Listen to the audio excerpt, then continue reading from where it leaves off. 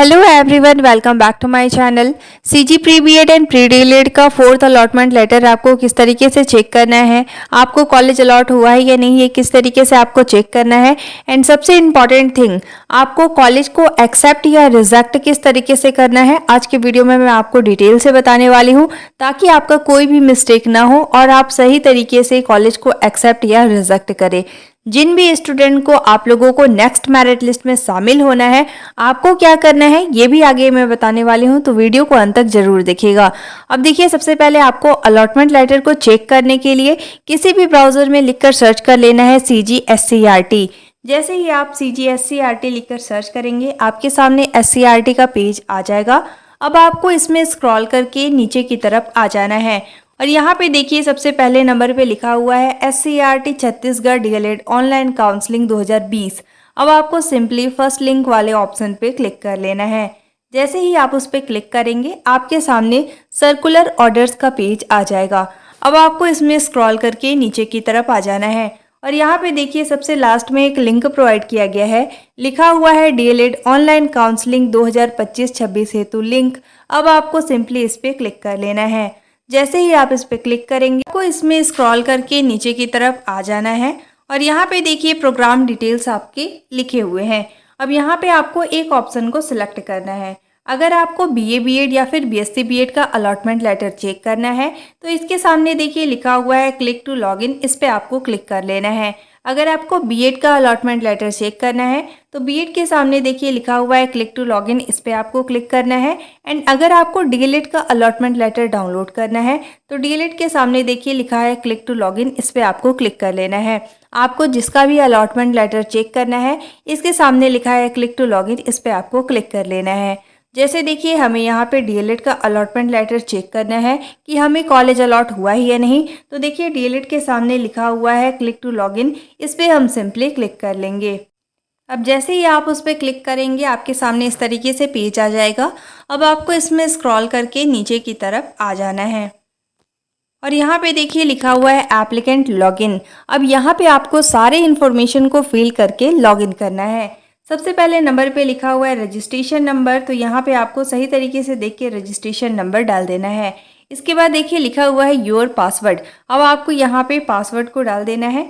इसके बाद देखिए लिखा हुआ है इंटर बिलो मेंशन टेक्स्ट, मतलब नीचे की तरफ जो आप लोगों को एक टेक्स्ट गिवन है, उसे देखकर आपको यहाँ पे फिल करना है। ध्यान रखिएगा, जिस तरीके से आपका कैपिटल स्मॉल इस तरीके से कैप्चा गिवन है, इसको ही देखकर आपको यहाँ पे फिल करना है। कोई भी मिस्टेक नहीं कीजिएगा, अदरवाइज यहाँ पे आप लोगों का लॉगिन नहीं होगा। सारे इन्फॉर्मेशन को फिल करने के बाद यहाँ पे देखिए लिखा हुआ है लॉगिन, आपको लॉगिन वाले ऑप्शन पे सिंपली क्लिक कर लेना है। जैसे ही आप इस पर क्लिक करेंगे, SCRT के ऑफिशियल वेबसाइट पे आपका प्रोफाइल यहाँ पे लॉगिन हो जाएगा। अब देख सकते हैं यहाँ पे हमारा SCRT के ऑफिशियल वेबसाइट में प्रोफाइल लॉगिन हो चुका है। बहुत सारे स्टूडेंट का इनवैलिड क्रेडेंशियल शो हो रहा है। अगर आपका इनवैलिड क्रेडेंशियल शो हो रहा है, तो आप लोगों को एक बार पासवर्ड को रीसेट करके भी चेक कर लेना है। अगर इसके बावजूद आप लोगों का इनवैलिड क्रेडेंशियल शो हो रहा है, मतलब आप लोगों का सही तरीके से काउंसलिंग फॉर्म फिलअप नहीं हुआ है, इसके बाद आप लोगों को सेकंड मेरिट लिस्ट या थर्ड मेरिट लिस्ट में भी शामिल नहीं किया जाएगा। तो आप लोगों को यहाँ से रीचेक जरूर कर लेना है कि आप लोगों को नेक्स्ट मेरिट लिस्ट में शामिल किया जाएगा या नहीं। अगर SCRT के ऑफिशियल वेबसाइट में आपका प्रोफाइल लॉगिन हो जा रहा है, मतलब आप लोगों को आगे के भी मेरिट लिस्ट में शामिल किया जाएगा। इस तरीके से आप लोगों को चेक कर लेना है।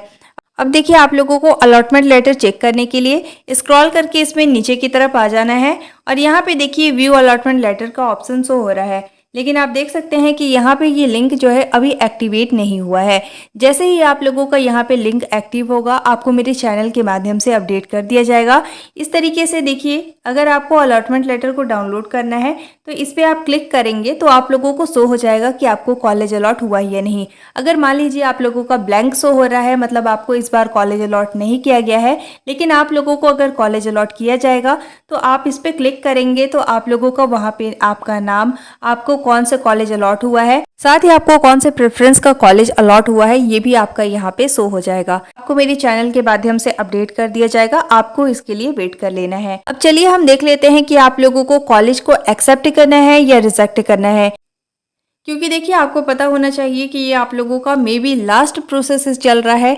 अगर सीट वैकेंट रहेंगे तो ही आप लोगों का थर्ड काउंसलिंग होगा, अदरवाइज सेकंड काउंसलिंग के बाद आप लोगों का काउंसलिंग प्रोसेस खत्म हो जाएगा। ठीक है, तो इसलिए आप लोगों को पता होना चाहिए कि नेक्स्ट मेरिट लिस्ट में आपको शामिल किया जाएगा या नहीं किया जाएगा, आपको एक्सेप्ट करना है या रिजेक्ट करना है। कोई भी मिस्टेक आप नहीं कीजिएगा, अदरवाइज आपको काउंसलिंग से बाहर कर दिया जाएगा। फर्स्ट काउंसलिंग में भी मैंने आप लोगों को बताया हुआ था कि क्या मिस्टेक नहीं करना है। इसके बावजूद बहुत ही लेट से मेरा वीडियो बहुत स्टूडेंट तक पहुंचा था, जिसके कारण उन्होंने गलती किया और उनको काउंसलिंग से बाहर कर दिया गया था। तो इस वीडियो को आप ज़्यादा से ज़्यादा शेयर कीजिएगा ताकि किसी का भी मिस्टेक ना हो, कोई भी काउंसलिंग से बाहर ना हो। ठीक है, अब चलिए हम प्रोसेस देख लेते हैं। अब इसमें देखिए आप लोगों का क्लियरली मेंशन कर दिया गया है DElEd, BEd, BSc BEd, BA BEd की काउंसलिंग हेतु महत्वपूर्ण निर्देश। अब आपको इसे अच्छे से सारा रीड करना है। कोई भी पॉइंट अगर आप मिस करते हैं तो आप लोगों से हो सकता है कि कोई भी मिस्टेक हो जाए, इसलिए आप लोगों को सारे पॉइंट्स को अच्छे से समझना है।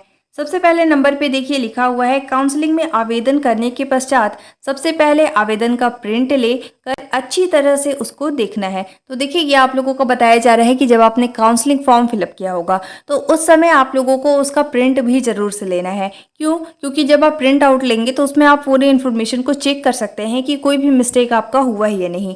अगर मान लीजिए आप लोगों का कोई भी मिस्टेक हो जाता है तो यहाँ पे देखिए बताया गया है कि दिए गए हेल्पलाइन नंबर के माध्यम से या फिर आप उसे मेल कर सकते हैं और उससे कांटेक्ट करने के बाद आप लोगों का करेक्शन भी हो सकता है, तो आप लोगों को वहाँ से करेक्शन करा लेना है। इसके बाद देखिए सेकंड नंबर पे बताया जा रहा है कि प्रत्येक चरण में अभ्यर्थी को 2 बार आवंटन दिया जाएगा। ठीक है, 2 बार का क्या मतलब है? जैसे मान लीजिए आप लोगों का भी सेकंड काउंसलिंग हो रहा है, सेकंड काउंसलिंग में आप लोगों का 3 मेरिट लिस्ट जारी होगा। 3 मेरिट लिस्ट में से आप लोगों को 2 मेरिट लिस्ट में ही कॉलेज अलॉट किया जाएगा। जैसे मान लीजिए आप लोगों को अभी फर्स्ट मेरिट लिस्ट में कॉलेज अलॉट कर दिया गया है, अगर आपको उस कॉलेज में एडमिशन नहीं चाहिए तो आप लोगों को कॉलेज को रिजेक्ट करना होगा। अगर आप रिजेक्ट करते हैं तो ही आप लोगों को सेकंड या फिर थर्ड मेरिट लिस्ट में शामिल किया जाएगा। अगर आप रिजेक्ट नहीं करते हैं तो आप लोगों को सेकंड और थर्ड मेरिट लिस्ट में शामिल नहीं किया जाएगा और आपको काउंसलिंग से बाहर भी कर दिया जाएगा। इसलिए आप लोगों को कॉलेज को रिजेक्ट करना है अगर आपको उस कॉलेज में एडमिशन नहीं चाहिए तो। ठीक है, जैसे मान लीजिए आप लोगों को फर्स्ट मेरिट लिस्ट में शामिल कर लिया गया और आपने कॉलेज को रिजेक्ट कर दिया तो आपको सेकंड या फिर थर्ड मेरिट लिस्ट में भी शामिल कर लिया जाएगा। ठीक है, यहाँ भी वही आप लोगों का बताया जा रहा है कि प्रत्येक चरण में अभ्यर्थी को 2 बार ही कॉलेज अलॉट होगा। अगर मान लीजिए आप लोगों को फर्स्ट मेरिट लिस्ट में अभी कॉलेज अलॉट हुआ तो आप लोगों को सेकंड या थर्ड इसमें से किसी एक मेरिट में ही शामिल किया जाएगा। जैसे मान लीजिए आप लोगों को फर्स्ट मेरिट लिस्ट में शामिल किया गया और सेकंड मेरिट लिस्ट में आपको एक भी कॉलेज अलॉट नहीं हुआ तो हो सकता है आपको थर्ड मेरिट लिस्ट में कॉलेज अलॉट कर दिया जाए। तो देखिए ये बेसिकली डिपेंड करता है, अगर किसी कॉलेज का कट ऑफ आपके नंबर तक जाएगा तो ही आप लोगों को वो कॉलेज अलॉट होगा।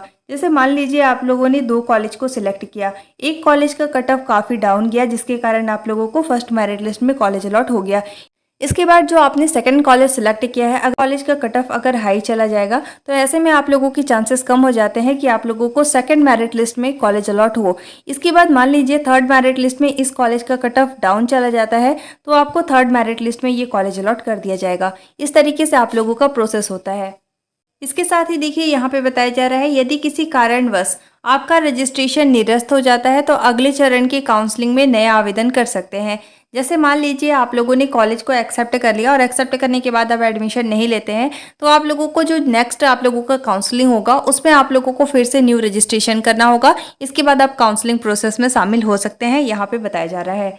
इसके बाद देखिए थर्ड पॉइंट आप लोगों को बताया जा रहा है यदि आपका आवंटन होता है तो आपको एडमिशन दिवस के समय में आप अपने लॉगिन में जाकर व्यू अलॉटमेंट लेटर को क्लिक करके वहाँ पे देख सकते हैं कि आप लोगों को कॉलेज अलॉट हुआ है या नहीं। साथ ही आपको वहाँ पे एक्सेप्ट या फिर रिजेक्ट करना होता है। अगर आपको कॉलेज अलॉट होगा तो वहाँ पे आपका क्लियरली मेंशन कर दिया जाता है कि अगर आपको एडमिशन चाहिए तो आपको एक्सेप्ट करना है, नहीं चाहिए तो आपको कॉलेज को रिजेक्ट कर देना है। एक ऑप्शन आपको वहाँ से सिलेक्ट कर लेना होता है। वही यहाँ पे बताया जा रहा है कि आप लोगों को ऑफिशियल वेबसाइट में विजिट करना है। वहाँ पे आप लोगों को व्यू अलॉटमेंट लेटर का एक ऑप्शन देखने को मिलेगा, उस पर आपको क्लिक करना है और वहाँ से आप लोगों को एक्सेप्ट या फिर रिजेक्ट करना है। साथ ही देखिए यहाँ पे बताया गया है अगर आप एक्सेप्ट कर लेते हैं, एक्सेप्ट कब करना है? जब आपको आवंटित संस्था में प्रवेश लेना है। जो कॉलेज आपको अलॉट हुआ है अगर आपको उस कॉलेज में एडमिशन लेना है तो आपको एक्सेप्ट करना है। रिजेक्ट कब करना है? अगर आपको जो कॉलेज अलॉट हुआ है, अगर आपको उस कॉलेज में एडमिशन नहीं चाहिए तो आपको कॉलेज को रिजेक्ट कर देना है। ये प्रोसेस आप लोगों को करना है। इसके साथ ही देखिए यहाँ पे बताया गया है कि उक्त दोनों ऑप्शन में से एक ऑप्शन आपको अवश्य चुनना होगा, तभी आपका आवेदन अगले सूची के लिए शामिल किया जाएगा। मीन्स आपको एक्सेप्ट या रिजेक्ट दोनों में से एक ऑप्शन को सिलेक्ट करना होगा। अगर आपको उस कॉलेज में एडमिशन चाहिए तो एक्सेप्ट कर लीजिए। अगर उस कॉलेज में एडमिशन नहीं चाहिए, मान लीजिए वो आउटर एरिया है या फिर फीस के कारण भी अगर आप कॉलेज को रिजेक्ट करना चाहते हैं तो आपको रिजेक्ट कर देना है। एक ऑप्शन आपको वहाँ से सिलेक्ट करना होगा। इसके बाद ही आप लोगों को नेक्स्ट मेरिट लिस्ट में शामिल किया जाएगा। इसके साथ ही देखिए आप लोगों का यहाँ पे बताया जा रहा है 4th नंबर पे दोनों ऑप्शन में से यदि कोई भी ऑप्शन चुनाव नहीं करते तो आपको आवेदन से निरस्त कर दिया जाएगा। मतलब देखिए अगर आप एक्सेप्ट या रिजेक्ट कुछ भी नहीं करेंगे तो आप लोगों का काउंसलिंग फॉर्म जो है वो रिजेक्ट हो जाएगा। इसके साथ ही देखिए 5th नंबर पे बताया जा रहा है आवंटन की तिथि, प्रवेश तिथि सभी जानकारी वेबसाइट पर उपलब्ध है, उसका अवलोकन अवश्य करें। मीन्स आप लोगों का क्या शेड्यूल है, कब तक आपको एडमिशन लेना है, वैकेंट सीट कब तक आएगा, एडमिशन कब तक कराना है, इसके लिए आप लोगों का ऑफिशियल वेबसाइट पे शेड्यूल जारी कर दिया गया है। साथ ही मैंने टेलीग्राम ग्रुप में भी शेयर किया हुआ है, तो आप मेरा टेलीग्राम ग्रुप विजिट करके वहाँ से शेड्यूल को देख सकते हैं। इसके साथ ही देखिए आप लोगों को 6 नंबर पे बताया जा रहा है आवंटन संस्था को रिजेक्ट करने का ऑप्शन अभ्यर्थी को केवल एक बार ही मिलेगा। मतलब क्या है, जैसे मान लीजिए आप लोगों का सेकंड काउंसलिंग चल रहा है, सेकंड काउंसलिंग में आप लोगों का 3 मेरिट लिस्ट आने वाला है। अगर मान लीजिए आपको फर्स्ट मेरिट लिस्ट में कॉलेज अलॉट हो जाता है, आपको उस कॉलेज में एडमिशन नहीं चाहिए तो आप इसमें कॉलेज को रिजेक्ट कर सकते हैं।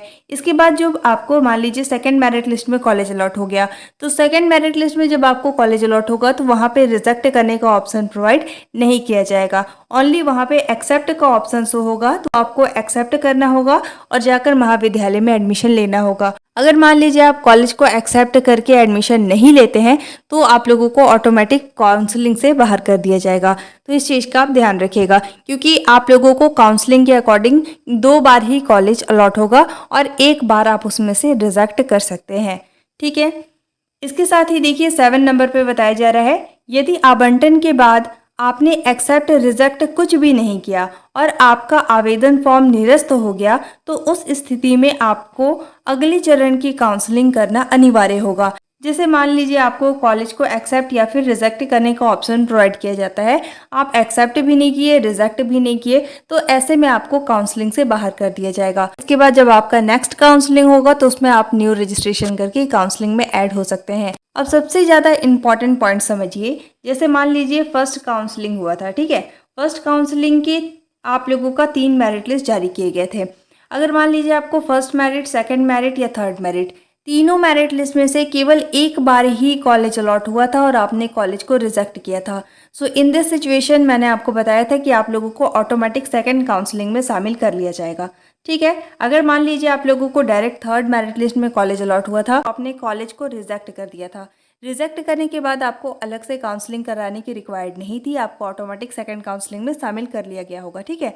तो यहाँ पे देखिए आपने कॉलेज को रिजेक्ट कर दिया था, इसलिए आप लोगों को जब भी मान लीजिए अगर फर्स्ट मेरिट लिस्ट में अलॉट हुआ तो वहाँ पे ओनली आपको एक्सेप्ट का ऑप्शन ही देखने को मिलेगा, और अगर आप एक्सेप्ट करके जाकर महाविद्यालय में एडमिशन नहीं लेते हैं तो आप लोगों को सेकंड काउंसलिंग से बाहर कर दिया जाएगा।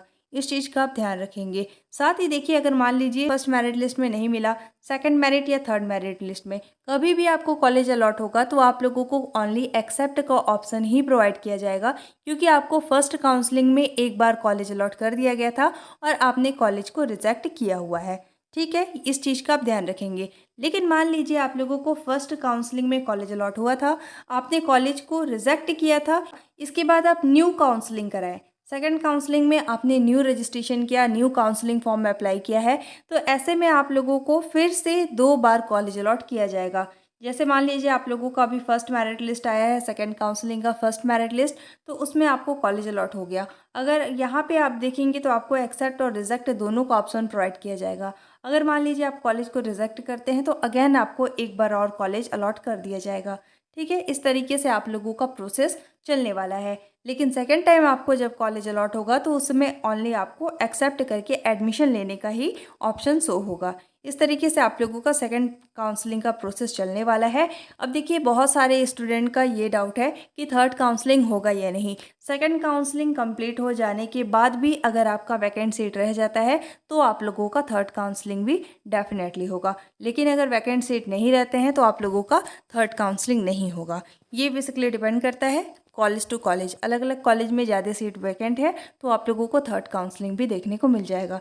ठीक है, thank you so much for watching. If you like my video don't forget to like, subscribe and share. You all have to join our Telegram group for the latest update. Telegram group का link description में given है, आप उस पर click करके direct मेरा Telegram group visit कर सकते हैं। अब आपको बीएड या डीएलएड से रिलेटेड कोई भी डाउट है, आपकी कोई भी क्वेरी है तो आप डेफिनेटली कॉमेंट करके पूछ सकते हैं।